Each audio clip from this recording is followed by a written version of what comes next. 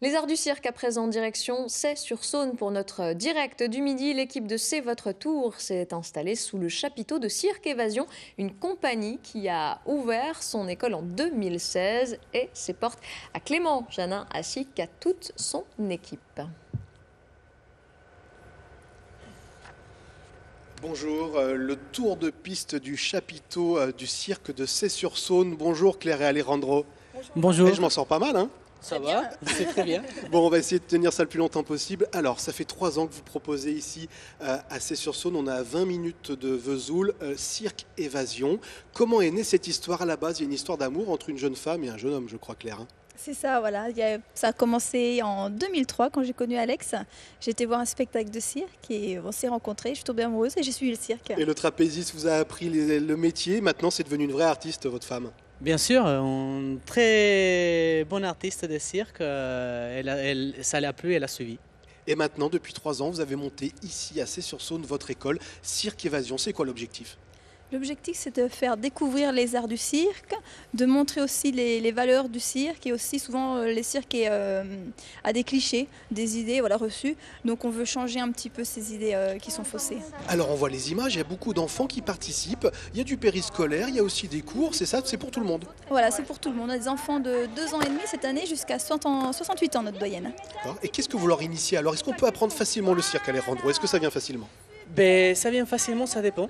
Ça dépend de comment ça se passe dans la tête, parce qu'on peut tout faire à n'importe quel âge, mais il faut avoir envie et avoir la force pour pousser et y arriver. On a l'impression que c'est un petit peu tendance, les arts du cirque. C'est quelque chose qui revient finalement et c'est pas plus mal parce qu'on apprend plein de choses à des enfants quand on leur apprend le cirque. Voilà, aussi bien au niveau physique, pour le physique on apprend plein de choses, et pour le mental et aussi des valeurs qu'on apprend, et au niveau culturel aussi. C'est vrai que ça a plein d'ouvertures, la piste c'est vraiment une réunion de choses très enrichissantes. Alors ce qui est intéressant, c'est que vous, Alejandro, vous êtes venu vous installer, vous avez quitté votre famille, et même si elle est venue vous rejoindre ici en Haute-Saône, vous avez monté avec Claire ce beau chapiteau, vous proposez des spectacles et vous faites venir des artistes.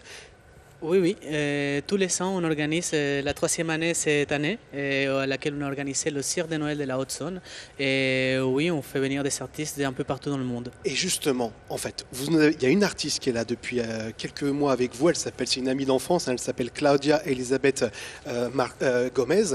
Et Claudia, elle a une particularité, on va en parler, Alejandro. Vous allez la rejoindre. Claire, je vais en parler avec vous. Claudia, elle a un record du monde au Guinness Book, c'est ça? C'est ça, voilà, parce qu'elle tire une flèche avec les pieds, en équilibre sur les mains, donc c'est, je pense, pas tout le monde qui le fait. Alors on va laisser Claudia se préparer pour regarder ça. Voilà, c'est assez impressionnant.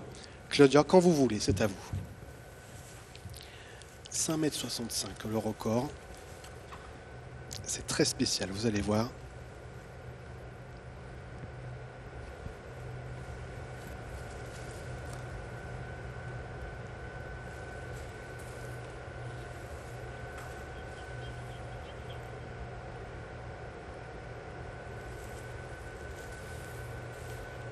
Vous voyez au bout un ballon bleu que Claudia va essayer d'atteindre.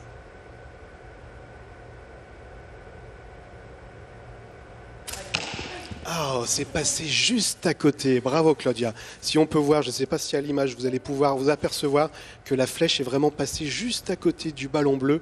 Bravo Claudia, c'était très bien quand même. Alors Claudia, Claire, on va être d'accord, elle va être très très déçue parce que les artistes détestent rater un tour. Mais c'est vraiment pas évident. Oui, parce qu'on cherche toujours la perfection, même si ça n'existe pas. Puis en direct, c'est jamais facile. Et donc Claudia, d'ailleurs, il y a des vidéos sur Internet. Claudia qui a réussi pour avoir des vidéos donc à 5,65 m. Alejandro, venez nous rejoindre.